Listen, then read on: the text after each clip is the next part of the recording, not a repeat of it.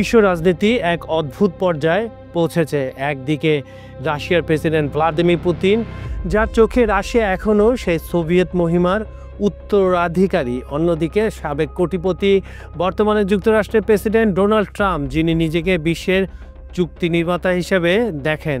আর মাঝখানে দাঁড়িয়ে আছে ন্যাটো, এক বিশাল সামরিক জোট যাদের প্রতিটি সিদ্ধান্তে লুকিয়ে থাকে ভয়, লাভ আর কূটনীতি।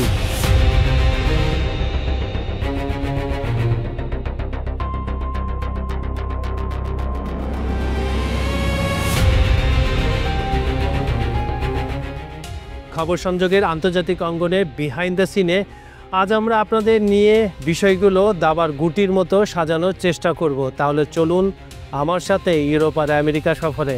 আর আপনাদের সঙ্গে আমি কাজল হায়দার সবসময় আছি। তাহলে শুনে আসা যাক।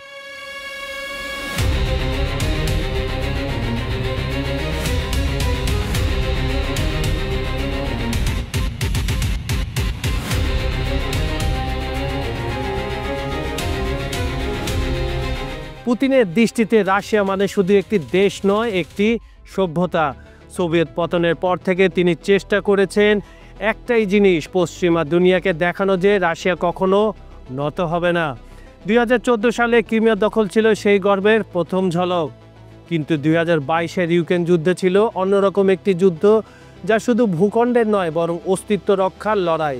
ন্যাটো দেশগুলো যখন একের পর এক ইউক্রেনকে অস্ত্র পাঠাচ্ছিল, পুতিন তখন বলছিলেন, তোমরা যদি আমাদের দরজায় ট্যাঙ্ক রাখো, আমরা জানালা দিয়ে ঢুকে পড়ব। এই এক বাক্যে লুকিয়ে ছিল রাশিয়ার আধুনিক আগ্রাসনের দর্শন।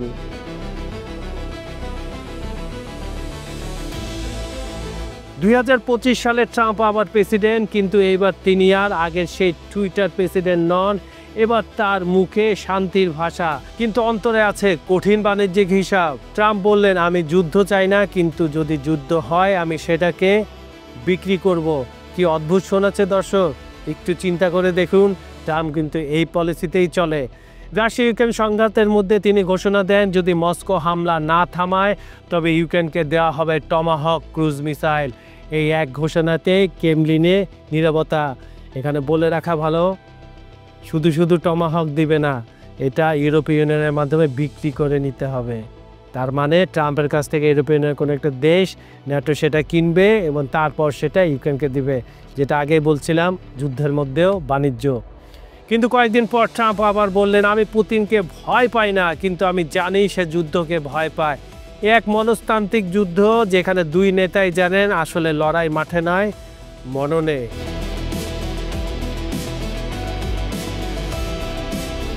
ন্যাটো এই গল্পের তৃতীয় চরিত্র, থার্ড ক্যারেক্টার, খুবই ইন্টারেস্টিং। তাদের অবস্থান একদিকে রাশিয়ার বিরুদ্ধে, অন্যদিকে যুক্তরাষ্ট্রের উপর নির্ভরশীল।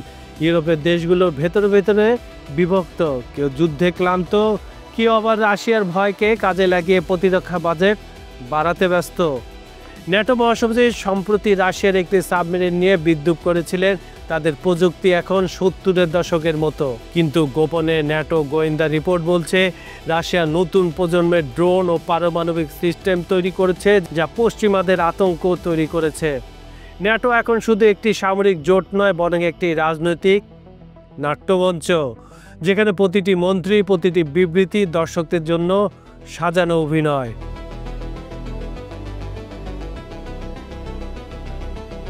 মস্কো, ওয়াশিংটন, ব্রাসেলস, 3 শহরে চলছে গোপন বার্তা আদান প্রদান। রাশিয়া নতুন গ্যাস চুক্তি করছে চীনের সঙ্গে। ট্রাম্প আবার তুরস্ককে দিয়ে মধ্যস্থতা করাতে চাইছেন। বিশ্বের সংবাদ মাধ্যম বিভক্ত। পশ্চিমা মিডিয়া বলছে পুতিন দুর্বল, আর রাশিয়ান চ্যানেলগুলো দেখাচ্ছে ট্রাম্পের কূটনীতি ন্যাটোকে বিভক্ত করেছে। এ যেন বাস্তব জগতের এক দাবার খেলা, যেখানে প্রতিটি চালের পেছনে আছে অর্থনীতি, অস্ত্র বিক্রি আর প্রচারের হিসাব।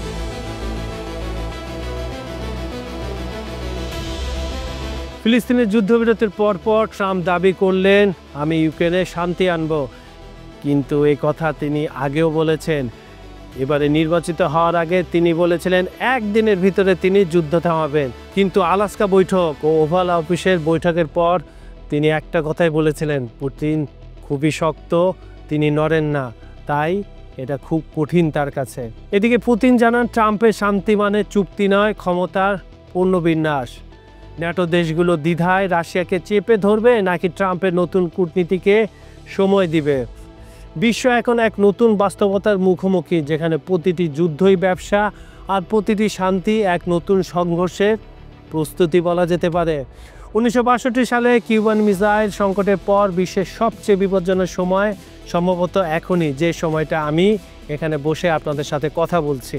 তবে পার্থক্য হলো তখন ছিল দুটি আদর্শিক শক্তির সংঘাত, এখন লড়াই প্রভাব, অর্থনীতি ও তথ্যযুদ্ধের।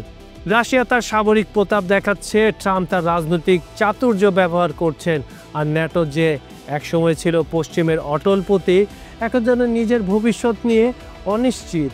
পুতিন ও ট্রাম্পের যুগল উপস্থিতি বিশ্বকে নতুন স্নায়ুযুদ্ধের দিকে ঠেলে দিচ্ছে, যেখানে যুদ্ধ নয়, ভয় হচ্ছে সবচেয়ে বড় অস্ত্র।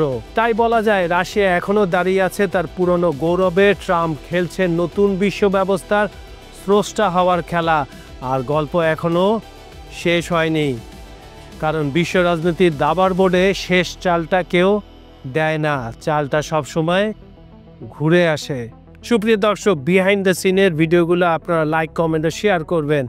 আমাদের এখানে আপনারা যদি কোনো পরামর্শ দেন আমাকে জানান, আমাদের জানান, আমরা চেষ্টা করব সেই অনুযায়ী আরও ভালো ভালো টপিক আপনাদের সামনে উপস্থাপনা করতে। আজ এখানে বিদায় নিচ্ছি, আগামীকাল আবার দেখা হবে আমার সাথে খবর সংযোগ চ্যানেলে।